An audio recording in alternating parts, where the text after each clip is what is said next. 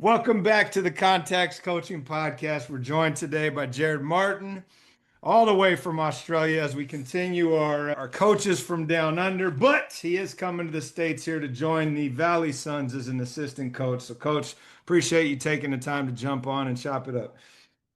Thanks for having me. I'm excited for this. Good. Let's get into it then. Take us through your background. We all start somewhere, but how did you get into coaching specifically? And then what were the steps along the way to ultimately like, hey, here I am heading to the G League on my way to the NBA? Yeah, like basketball's been a huge part of my life. My mum played professionally over here. And I'm the youngest of four, so I've been around hoops forever. I started playing when I was super young. Why I got into coaching is really why it stems from why I stopped playing. Played over in Australia for my whole junior career, was lucky enough to do Australian junior teams, played world championships, played with some great players, and then was lucky enough to go to college in Phoenix. I went to Grand Canyon University for 5 years.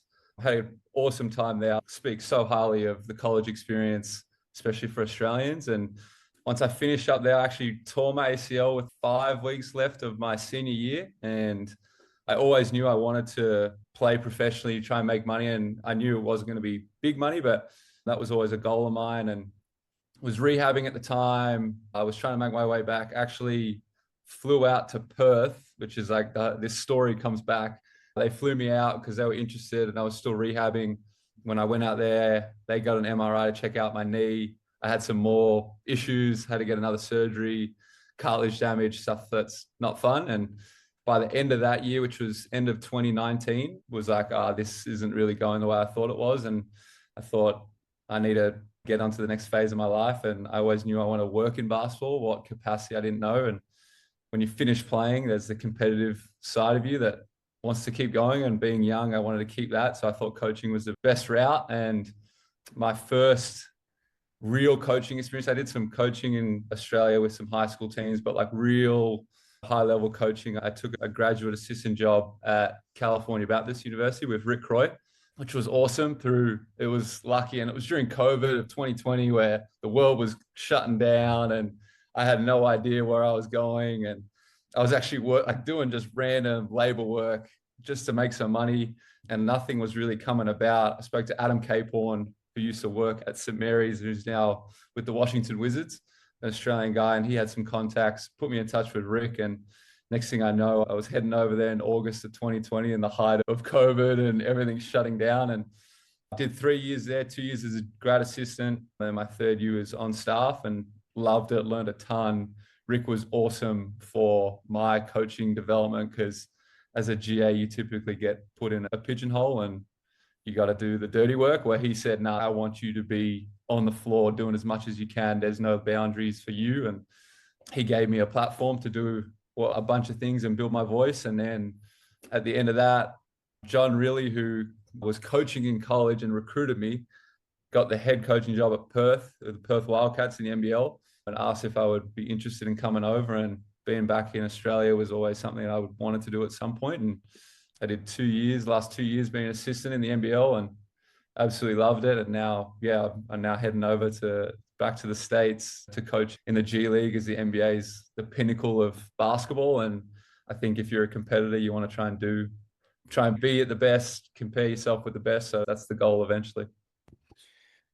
Funny, small world. We'll talk about it later when we get I on. like it. Like the names are all people within the circle. Let's go back to the transition from being there as a student to coming over to play. And I've heard the coaching end of things, but I've never heard it from an athlete who's actually come over and found themselves in the States playing from internationally. So can you take us through that process? You mentioned you were playing on the Aussie junior teams. People that are listening, that have been listening to the Aussie crew, there's no real high school athletics in the same way as there is here, right? Yeah. The independent schools have a more robust programming, but the clubs are generally where things exist over there. But talk a little bit about what you mean you're playing on these junior teams, and then how does that get you to the States? Talk about that process first and foremost, where you went Yeah. from playing over there to ending up at Grand Canyon. Yeah. Like you said, the school basketball is definitely not very prevalent in Australia. It's like you're saying, it's more the club you play for. But typically, like the guys that are coming over to college are guys that are playing for their state or national team.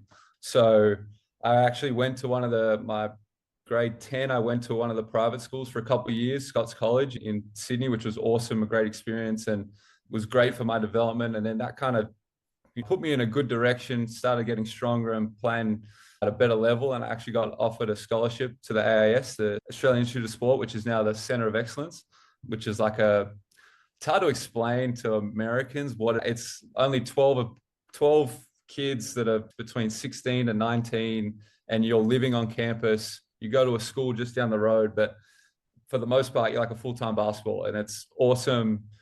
Great for being with the boys and out of home, but it's also like high level weights, basketball, training program, games.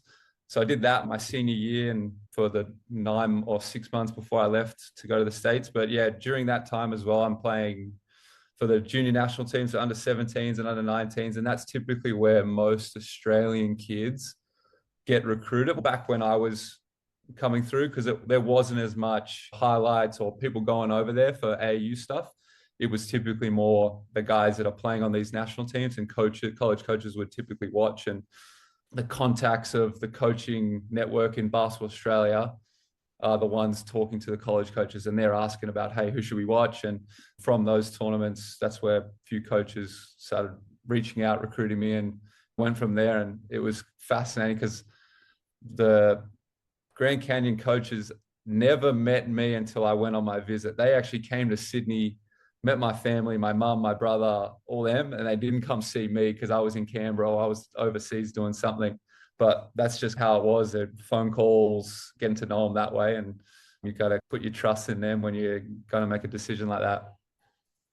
Yeah, no, I mean, it's fascinating. And to your point, I've been down there, and to help explain it to people in the States, it's basically if the U.S. Olympic training facility in Colorado Springs had a live-in program Yeah. for the junior national team prospects, is basically what you're looking at there. And Yeah. that's just not how it works here, because people are going to school. And Yeah. so ultimately, while they may have that at certain times for certain sports, it's not a year-round deal like you guys have there, which it was really cool to go visit and actually watch them train and do some of those things Yeah. the summer before last. But all right, so you're at Grand Canyon, have a playing career, get hurt, come back, and you're settling into Australia, and you started working with some high school teams. So we just talked about how that's the thing, but not really. So take me into that journey, right? How do you end up working with some high schools? What was that like versus what you had grown up with playing with the clubs and at Yeah. the AIS or COE as it's now called? Yeah, definitely an adjustment. So to get that stuff, it's just through the people. Like being from a small place like Manly, where I grow up, is the basketball community is pretty small, and typically everyone that's in and around it. So one of the guys that I probably was watching playing, just know the family. He was the coach at Pittwater House, and I was like, hey, you got any coaching? And I'm coaching year 7 boys that can barely catch and dribble. I'm coaching at 7 in the morning or 6:30 in the morning on an outdoor court. And I've just come from Grand Canyon, where everything's $1 million facilities. Really good for me and eye-opening, and it doesn't matter. You can make an impact in those things. Anywhere from year 7 to 12, I was coaching there. And then I was also doing the seconds basketball team at Scots College at the time, which is where I obviously went to school for a couple of years. And that's a bit more professional. They have good facilities.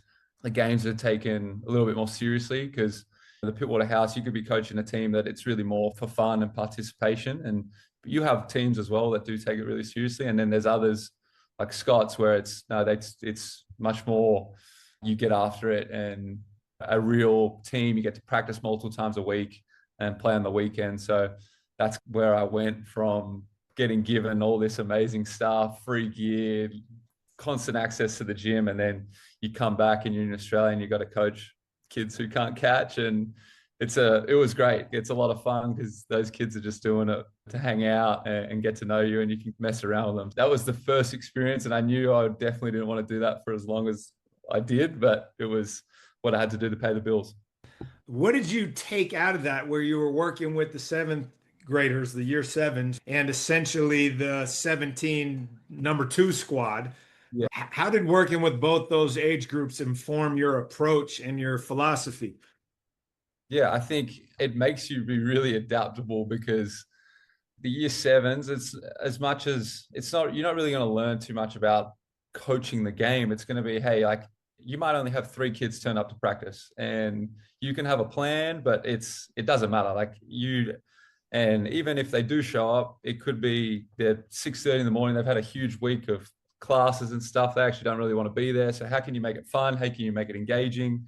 That part was definitely a challenge. And when you yourself also, I don't really want to be doing this, you cannot bring that to the court. And you always got to bring that energy and have a bit of fun with them. And but then for like the seconds, it was a great experience to have throw some different ideas and philosophies because it wasn't high pressure. Things were so you could mix in things that you've been thinking about, and then really challenges you to figure out ways and be patient with development of the kids because like it's probably their second or third sport.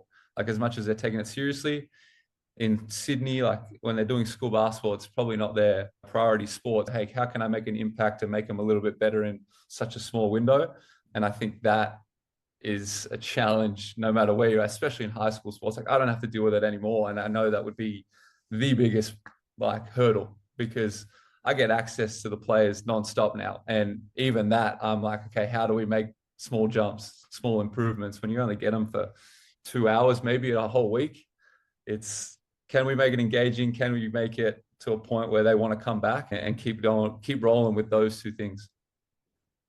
And transitioning from there to going to work with really in the NBL, what was that jump like? If you're coming from this situation where you're starting with year sevens, then you're getting to high school seniors, so to speak, and now you're jumping to pros, right? Yeah, How was that transition? Obviously that's after you went back to Cal Baptist, right? But yeah. I'd love to know going to Cal Baptist, working as a GA, getting thrown into the fire, what were you able to apply from that early groundwork you had laid, right? And how Yeah. did that evolve into when you started coaching pros? Yeah. I think pros, it's they are going to ask a ton of questions and really challenge, your thoughts and what you're trying to get in because they're smarter than you. Don't get me wrong. All the players are smarter than me because they're high level.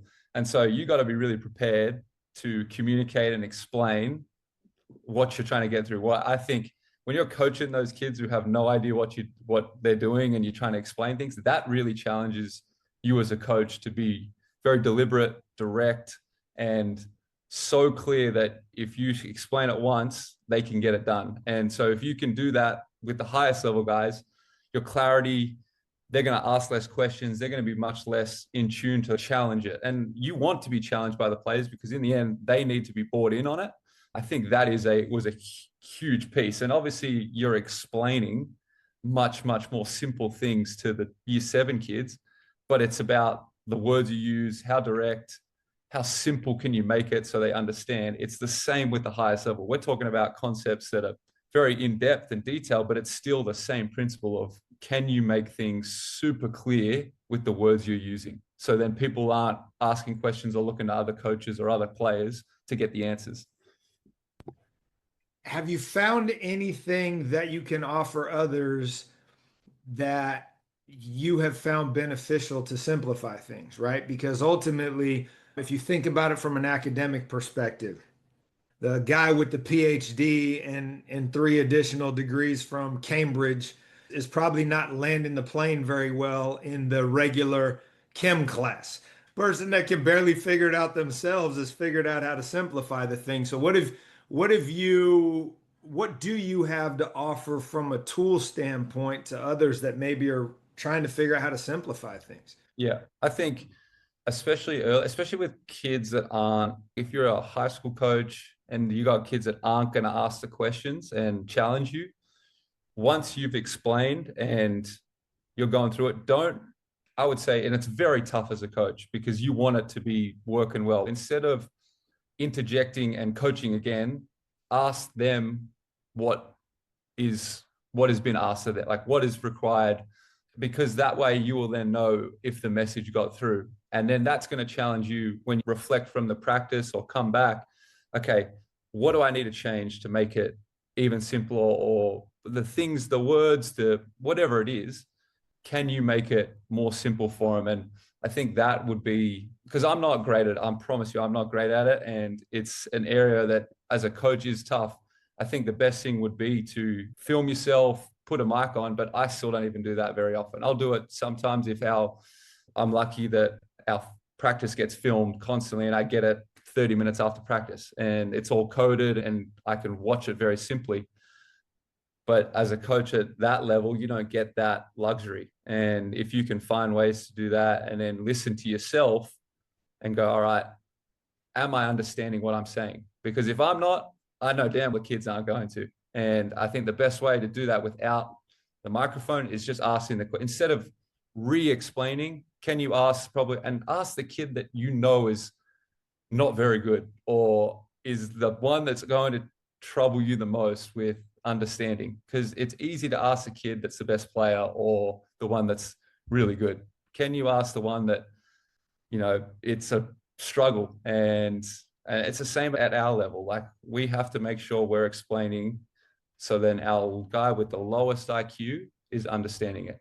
It's not about like lucky to coach Bryce Cotton, Jesse Wags, guys that are really good players, been doing it for a long time. If they get it, they're not the ones you need to worry about. It's everyone else because they can figure out things really quick. How do you separate where there's a skill deficiency rather than a conceptual understanding deficiency? Because sometimes it's not even about do they get it? Yeah, they get it. They just can't execute that. So talk a little bit about how do you find that balance? Yeah, that's one of the toughest in coaching, and you don't really want to let them know that the skill deficiency is there. You're trying to encourage them, especially at the grassroots level where you really want them to be learning how to play. And I think when there's a skill deficiency, it's okay, instead of highlighting that, figure out how they can impact the game or the practice and get them to do those things more. And like when skill deficiency happens, we typically want to take them away and do it so then it looks good. How about let's keep them in these tough environments where they're playing and their skills aren't to the level, then they'll figure out what they actually can do and they can make an impact. Because if your skills are deficient to the point where you can't do it in a practice, it's not going to happen in the game. Let's try and strip that away and figure out the things like, let's talk about if it's shooting or if it's dribbling and if it's ball handling. Hey, let's try and eliminate ball handling. You can be a great player that only dribbles the ball twice in every time they catch it, or twice or less. Most players at the highest level do that. And I think we're in an area where everyone wants to have the ball in their hand, do all these cool moves. Hey, can you figure out how to be really good without the ball? And if you can do that, your skill deficiencies don't really get highlighted because most of the skill deficiencies are when you have the ball. It's not when you don't have the ball. That's a great point. It's because ultimately, if you think about the game, right, there's 10 people playing and only one of them has the ball. So what are the other 9 people doing? How can you impact the game without the ball? And the only time really when the skill piece comes into play is when you have it. So it's an interesting take I've never thought about in those terms. As you ended up back right in the college space with Rick at Cal Baptist, and then from there, coming back and going into the NBL with Riley, what would you say if you looked at Scott's College, you looked at some of these other places where you were working with other coaches, wherever they might be? What would you say is the biggest separator between, okay, now I'm in the pros and this is how they approach things versus being at the Division I level versus being at the high school or the club level? What's the separator as you go up the proverbial ladder that you're trying to climb here, right? That now you have to catalog, right? What makes each of those levels different from a coaching standpoint or a skill set standpoint? Yeah, I think it's funny. I was thinking about this sort of stuff not long ago, and I think the higher you go up, the more simple it actually has to be because you have to give the freedom to the players to use their excellence. So as I went to CBU, that obviously the players are better, but they definitely have their limitations and they're young kids, they're still learning how to play the game. So you do have to be a little bit more thoughtful of what you're implementing and you have to be a little bit more controlling. I think Everyone's trying to turn into this free-flowing style of game that the professionals do, but that's because these guys are so good at the game. And that's why as you go up, you can allow it to be more simple. And it's even same thing with player development. Like, I think you got to keep it simple no matter what, but the best players like Bryce Cotton, Christian Doolittle, two really high level players, couple of things we've focused on, like they great players have the ball in there. You could work on so many things. We've refined it to one thing for each guy, for both of them, and they made huge jumps in those areas because they're going to figure out the game. And if you give them too much, they're always going to try and achieve those things you set out. But for the younger kids, for the college basketball players, like, you have to have more of an overall aspect of development and the game because like they're still learning. And I think you still need to have them play and learn through playing and failure, but it's much more of a much more complex, and you got to figure out what are the things that truly matter to the game and how they're going to impact winning is the most important thing. And I didn't probably really answer the question that well, but it's definitely a thing that as you go up, I actually think things get more simple. You can ask them to do more, but it ends up being way more simple than people think. You actually answered the question well enough to give me a couple of good follow-ups. So when you're talking about simplifying, it makes total sense that the better these athletes are, the more you got to kind of let them loose.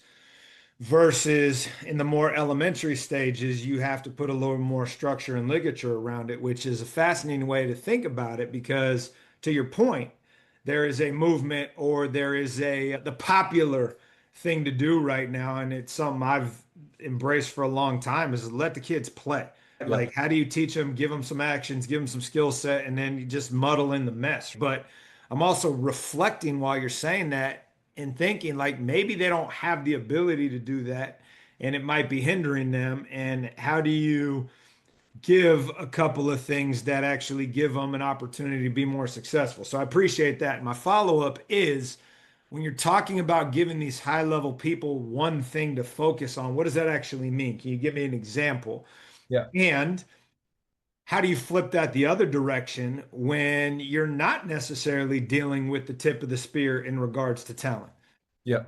So I'll give you a couple of examples, and they're pretty simple. I won't use names, but like a guard for us this past year, typically guards in transition, like everyone's been taught forever, hey, get to the rim, go finish at the rim. When you're playing at our level, you got 7 foot guys, and some of these guards are 6'1" short guys and elite shooters. Like, 3-point shooting has bombarded the game, and I'm actually trying to strip away, like move in a direction where I think 3-point shooting's gone out of the way, and it's more about we need to find uncontested threes. People talk about, hey, we want to shoot as many threes. I think it's all about uncontested threes. And okay, if I'm a guard and I'm one of the better players and I'm trying to find uncontested threes, how can I do that? And we emphasize pull up threes in transition, which people might think is crazy, but you go watch Kyrie Irving and unbelievable, and shoots it at a 45% rate because it's an open three. You're coming down in transition. So put a simple edit together of our players' transition opportunities, and when he's taking it in there and he's shooting it at 35% at the rim, and when he shoots a three, he shoots it at 55%. And then I pull the clips of Kyrie Irving and I say, hey, this is an area where we think you can elevate your game and add 2 to 3 points a game. And it was simple as that. And then at practice, it was all about, and then we did it in the preseason. At practice, in our preseason, it was anytime we saw that opportunity arise, it was heavily emphasized. We said, hey, this is the time we really want you to do it. And then it took him, it's hard to break habits, but it took him about a month into the season, and he kept seeing the success, and then he really started to take off, and he ended up having a career year. Another one, like as simple as, and it's typically a lot to do with shooting or creating offense. Another one was a guy who really likes to get to mid-range and a good mid-range player. And he typically was someone who he's super strong and he loves contact, but as soon as he felt contact, that's when he would pick the ball up and go into the shooting motion. It was as simple as soon as you feel contact, you're taking one more dribble and you're getting a little bit closer. They can't block you. And it just was super, we pulled the clips, we watched them, we emphasized it every day. We put it into his like everyday workout. And the next thing towards the end of the year, it really showed. And like, it's just as simple as one extra dribble, or in transition, hey, let's hunt transition pull-up threes for you. And I could do as simple as watching guys that I'm going to be coaching in the G League. Like, it's as simple as times where it's, hey, you're shooting 30% from 31% from three on the year. I watch all your threes, 60% of your threes, you're not holding your follow through or sticking your landing. And you're on those ones, you're shooting 25%. Every time you hold your follow through and stick your landing, you're shooting 45. I want you to shoot 40%. How do we do that? Let's get that number of shots where you decide to run back and don't hold your follow through because you want to look cool. I want you to make money. If you want to make money, it's a bump in 31 to 37%. How do we do that? It's not we just make it up. It's you got to shoot this amount of shots where you stick your landing and hold your follow through. Simple as that. You can talk about all the other stuff, but I truly believe shooting comes down to follow through and being on balance when you shoot it. And it's like those things are just super, super simple. So what's the flip then when you're dealing with the kids or the athletes or the students that aren't at that level and you're trying to simplify down so that they can find a way to be great at something? Yeah, I think like for bigs are the easiest ones, I think, is just teaching how to screen. And that's where it gets much more complex because you got to keep it simple, but you got to then teach the technique. And then once you teach the technique, it's now I've got to read what I'm trying to get done and what the defender's doing on the ball, the guy defending you. And then following on from that, it's then when you are open and you get caught, catch the ball, what are your decisions? And I promise you, if 4s and 5s for us at Perth, and even when I was with the Spurs for summer league and what I'm going to be doing with the Suns, like 4s and 5s, 80% of your work should be around screening, learning how to screen, because if you're not an initiator with the ball, that's a way you can really impact the game and be really good. Jokic, best player in the world, he's the best screener in the world. Not even close. Him and Şengün, because they're so good at creating a bit of an advantage. Obviously, when they catch the ball, they're elite decision makers, and you got to train that. But I think that's an area where it's, hey, it's as simple as we're working on screening, but there's so many intricacies to it. And then obviously with a guard, you're probably talking about a guy that's a guy with the ball. So pick and roll is got to be huge, and how you set up, and you can talk about all those things, but really hard emphasizing that. And then if you're an off-ball player, how good are you at coming off handoffs? How are you good are you at coming off pin down screens and really hunting the footwork, trying to eliminate a dribble before the defense is there. So running through a handoff, using those 2 extra steps. So then you're getting a situation where you're getting a 0 dribble shot first. That is what you're doing first, creating a closeout. Now we're playing. But it's hard and it takes time, and those things where it gets complex because you got to break their habits of what they do through some block training, then it's reads, and it's that is the workout for 60% of what we do in an individual, is breaking it into, if you're a big, probably screening. If you're a guard coming off ball screens, it's a lot of pick and roll. If you're an off ball guard, it's handoff, gets game, whatever you want to call it. And then you're just breaking that stuff down into small sided stuff before you go back into the 5-on-5. And that's like your training. Yep. Yeah. Not every day. That is, and we're lucky at our level. We have coaches. I'm lucky enough where I'm in good enough shape. I can get on the floor and defend and put him in. That's the beauty of coaching in the pros and typically in college. You have so many coaches, and you can, instead of giving the players the defense because they can really screw it up and mess with you, give it letting them learn through blocked reads, but you give them it's 1-on-0 first, and then it's with coaches and multiple coaches on the floor, and then you give them the freedom to then play 2-on-2, 3-on-3, and at least they have a foundation. And instead of losing your mind when they aren't getting it, it's okay. We're not trying to be perfect. And had a lot of fun coaching Elijah Pepper in this off season. He stayed in Perth all off season, played NBL1, and we broke down his individual development, like on days where it was just me and him and a couple of coaches. Hey, we're doing 5 reps. I'm defending you. If you get 3 out of 5, that's 60%. That's efficient. And we're really focused on threes. If you go 2 out of 5, that's still really good. But we're trying to, if you get 3 out of 5, you've ticked the box. If you get 2 out of 5, let's like get our mindset of being that's bad. That's actually still efficient.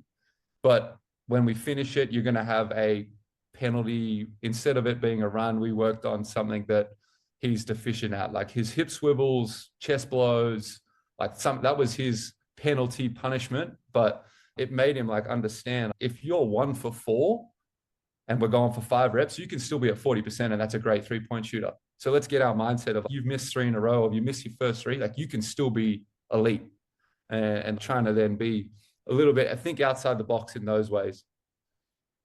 Love that. So then how do you take what you just mentioned where you have a ton of help at your level and you go back in time to when you were coaching high school and you didn't have that help? How do you implement things like that in an efficient way that gets you as close to a similar result as possible? Yeah, I think it helps if you're in good enough shape that you can do it, be on court and help them and defend. I think like all you need is one coach, and you can have the other guys on offense that if it's handoffs or if it's screening, like you can teach guards how to screen. If say it's a guard workout, so then they're getting at least some sort of reads. And then, okay, if we are doing it, say you don't have that luxury of you can get on the court, it's, hey, defender, you have these 2 options. And it's not you're trying to get a stop, but hey, you got to either go under or you got to go over. And if as soon as you see that offense, you got your reads. If it's over, whether, getting downhill, turning the corner, getting in the paint, if they go under, we're going automatic rescreen. And those are your 2 options. And at least they're getting some sort of decision making, because I think basketball is decision making as much as you can feel good about doing a 1-on-0 workout like with 0 on the court. You got to have some sort of simple decision making for them to then go, okay, if this happens, this is what I'm doing. So then everyone's on the same page, and it's not we're making crap up. Give me your take on, how do I say this tactfully, all the bag work, let's call it, and then the reality as you go up the level ladder of how much that just goes out the window and its simplicity wins, right? Like you're talking at the pro level, like how much stuff is actually going on. You already mentioned like most people are trying to do things off of 2 dribbles or less. Yeah. But give me a soundbite here to all the youth development people that spend a ton of time doing all this extra when it's like it's not real. Yeah. No, I feel like don't get me wrong. Like there's time and place for it. We actually did a Zoom with guys on the Celtics. He's a player development coach with them. And he talked about, hey, we're all for that, but it's after hours. That's outside the clock. When you clock in with us, we are doing stuff that's going to make you a better Boston Celtic. And that's how you're going to impact our program. And that's actually how you're going to impact whatever program you go to. If you want to do that stuff, we can be there and you got to do it, but this is after hours. So when we have and we're lucky that we have this access, but you got to probably implement in your program, like when we're working as a team, this is the stuff we're doing. When you want to come back later in the gym and you want to help me, you need my help, you can do whatever, because that is your development. If you think that's what's important to you, but when I'm working with you and it's for our program, this is what we're doing. And I was like, oh, that's actually a really good way to put it, because you don't want them to lose the love and lose the creativity, because things can happen. And I would just urge kids on the side, instead of going in and bag work, play 1-on-1, play 2-on-2. That's how you're really going to get a lot better. And all you need is 1 other kid or 3 other kids. And that's going to get you better than doing ISO moves on 0 or with a trainer.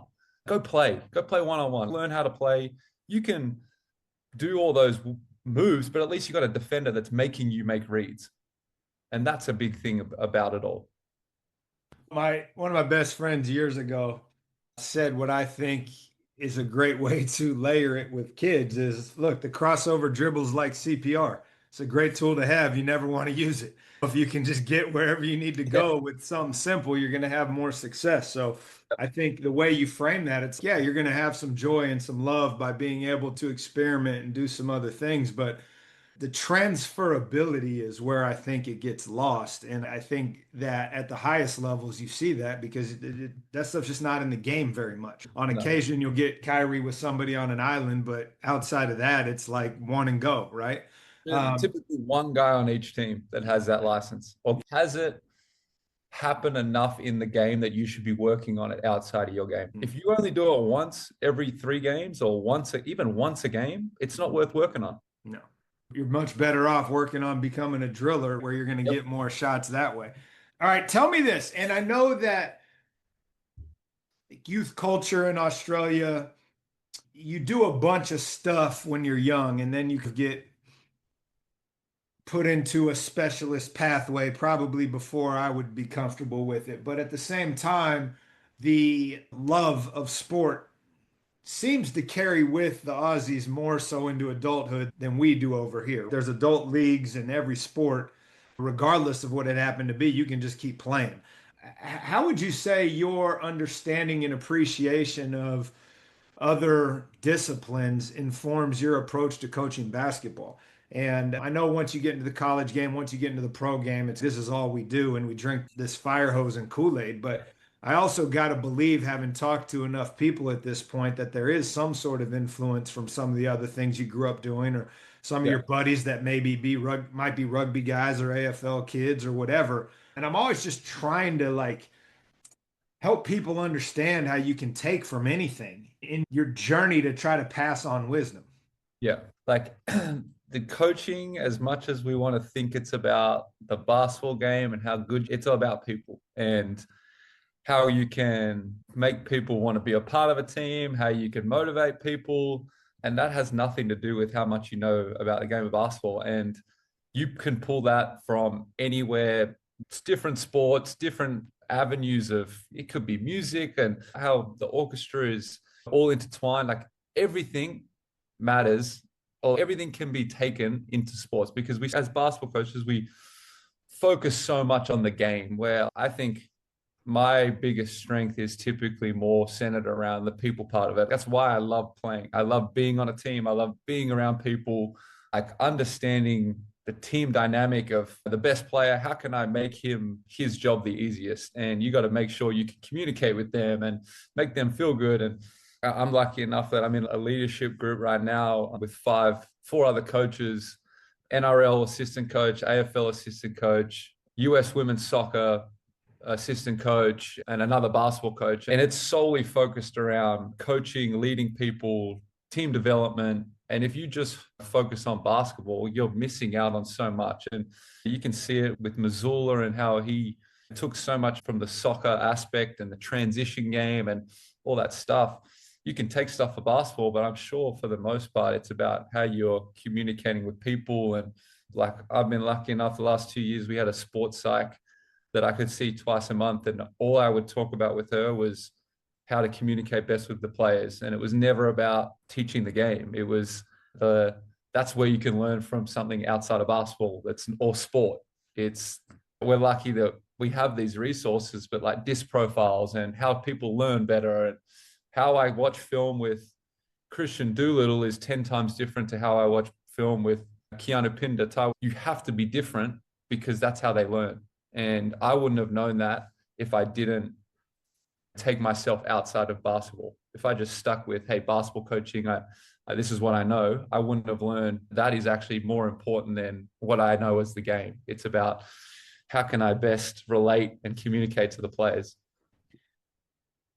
So, based on what you just shared about what you've learned from the sports psych into how to better communicate with players, what would you say is the secret sauce there in regards to these are the hard yeses and these are the hard nos? And I'm asking because in my role, I'm overseeing 25 different sports. I got my own coaching challenges when it comes to my athletes, but I'm also dealing with everybody else's issues when they come, and it's, I'm worried about the coach, and if I say this, it's going to come back to me this way. And what low-hanging fruit do you have to offer to anybody that's listening? It's, look, man, you can solve 90% of your problems if you just do this.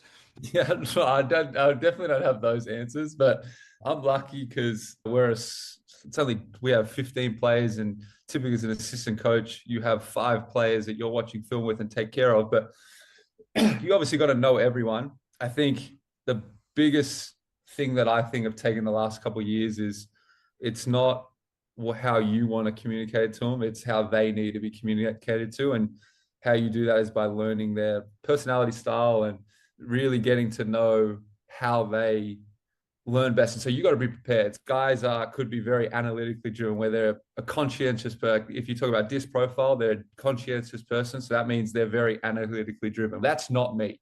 It doesn't matter what I'm about. I've got to go outside my comfort zone, get all the data, get everything to support my point for them, and show it to them, and show all the film. And so then they can take it and go, okay, now I'm on board. If it's a high D guy, dominant, very competitive, direct, I got to give them, this is what you're doing. We're not straying from this, and this is how we're getting better. This off season, one of them was, hey, like I had to write an entire week schedule for him, from what he's eating to what we do in the gym, his extra conditioning, his recovery. And this is a kid that's a professional player. You wouldn't think you need that. It was huge for him because he was like, all right, this is good. I can look at this. I can do it. I can tick it off the box. And then you got high I guys that are very influential and love to be around people. If I try and watch or pull all the data like I watch with the conscientious person, they're going to go to sleep and not care. Like you can only watch 2 to 3 clips. And the beauty of coaching is when you've got so many people, you got to think about the dynamics of all of them and how they interact. And I think you got to be smart with, when you're building a team and having a large group of people, you can't have, it's easy to get a group of people that are similar to you because you like being around that type of person. You got to make sure, like the high S and the high C, or high C typically are guys in sports that could be pretty quiet and not outspoken and keep to themselves, but they could be the best player.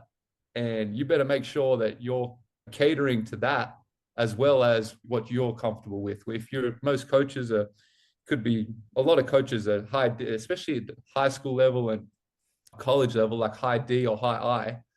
That's not always what's the best for the team and the interpersonal dynamics of all 20. If you have 25, that would be a nightmare. I don't know how I would deal with that, but you got to be thoughtful and really go through it and see if it's worthwhile.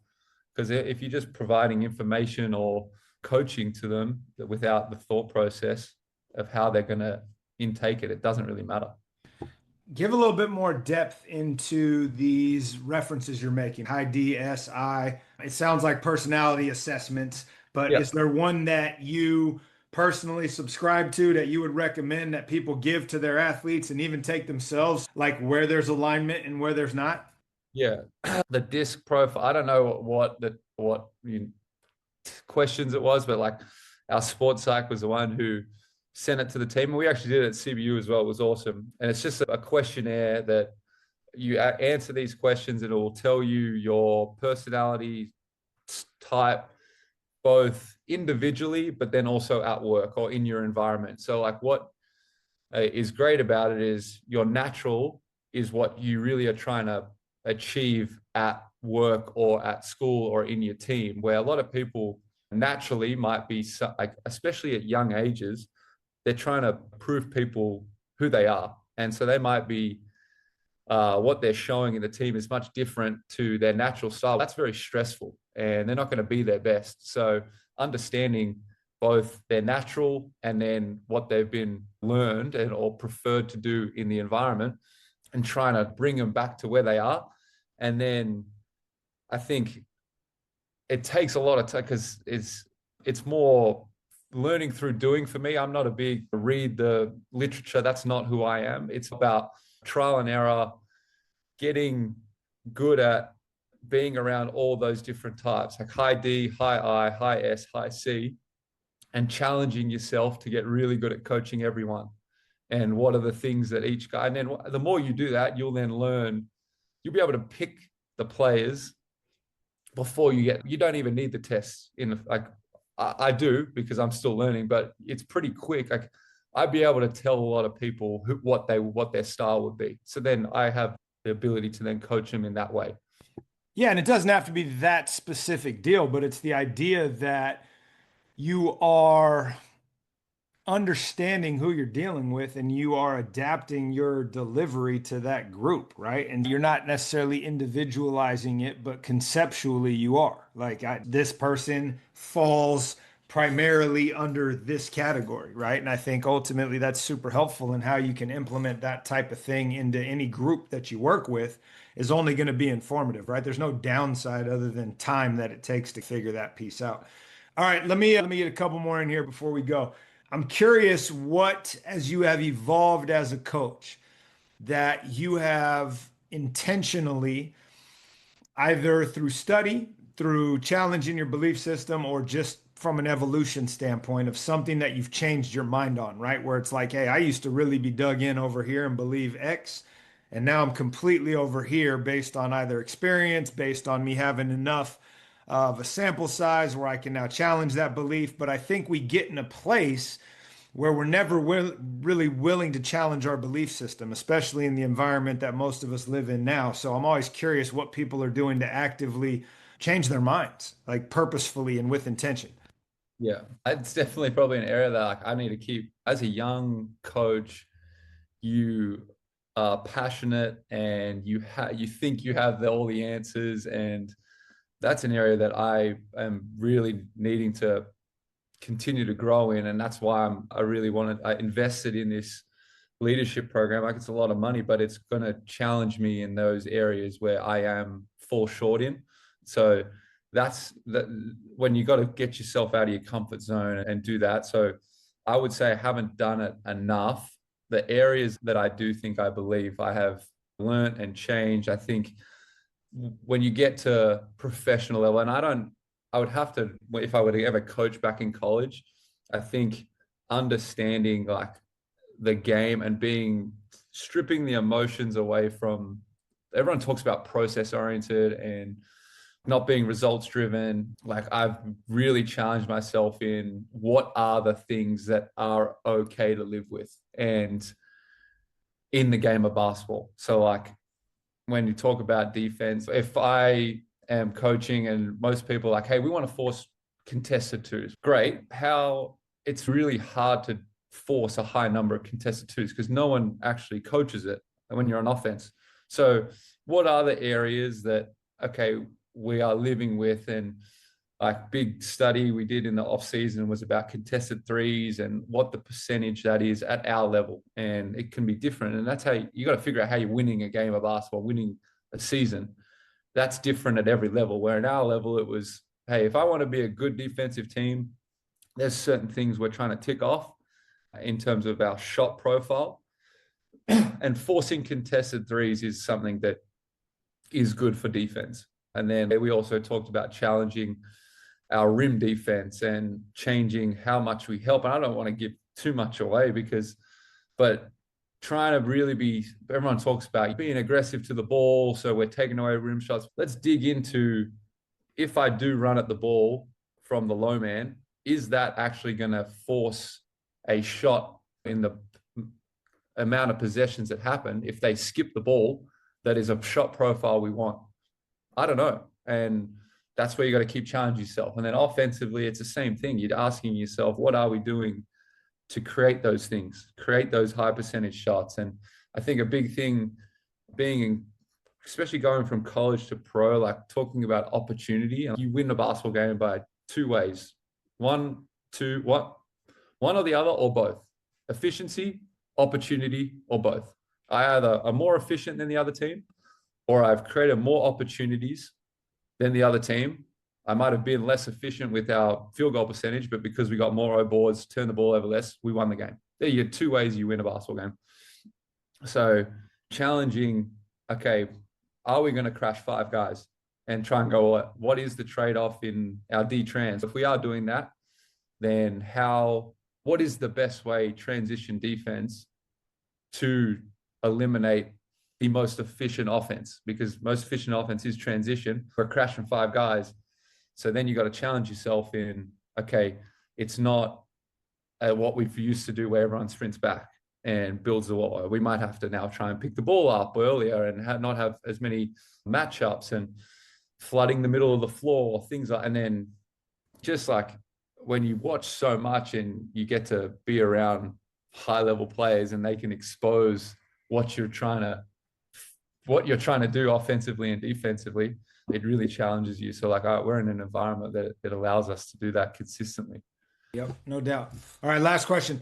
What do you think you are going to bring with you from GCU, from Cal Baptist, from the Wildcats to the G League that you think is so foundational and transformational to the cultures you've been a part of that you want to offer it to anybody else that's paying attention? Hey, man, if we just do X, that relational piece, that outcome-based piece, or that process piece really gets anchored this way.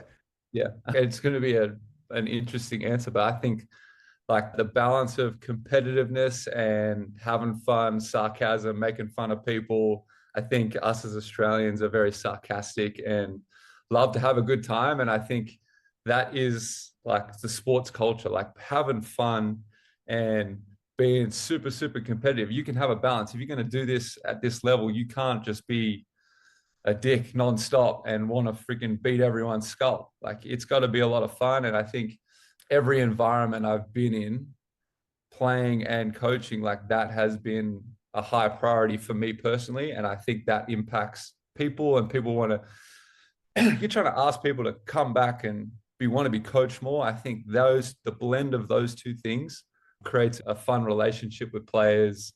They like it, they enjoy it. And so I think just being competitive and having a ton of fun and talking a bit of, I don't know if we can say it, but to people, talking a bit of shit. Absolutely, talk a bunch of shit to people. Yeah, I love it. That is, I think most people play basketball, play sports to do that stuff. And so if you can encourage it in a very positive manner and do it in a fun way, that's really through love. I think if you love the people you're around, you typically can make fun of them and have fun. And I love that part of sports. Yeah, no doubt. And I think one disclaimer to mention is that anything relational takes trust, and it takes time, and it takes deposits, right? And I think ultimately, if you try to make a withdrawal with some of that stuff before you've made the appropriate deposits, it's not going to end well. But you can probably echo that based on your own experience. But Coach, hey man, I appreciate you taking the time. It's been fun, and excited for you to get over here to the States. And when you guys come to Santa Cruz, I'll roll up and check it out. Hell yeah. Thanks for having me. It's been a lot of fun. I love talking hoops. So thanks for having me.